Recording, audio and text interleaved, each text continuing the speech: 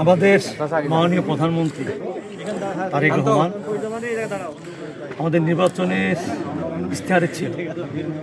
আমরা সরকার গঠন করলে বাংলাদেশে প্রায় 20,000-এরও অধিক নদী, খাল, জলাশয় খনন পুনরুদ্ধার করে আমাদের বাংলাদেশ প্রতিদিন প্রতিনিয়ত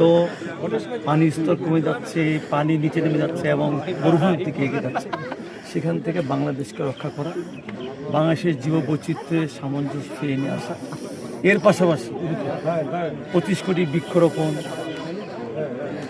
আপনার সেই খালের মধ্যে মাছ চাষ,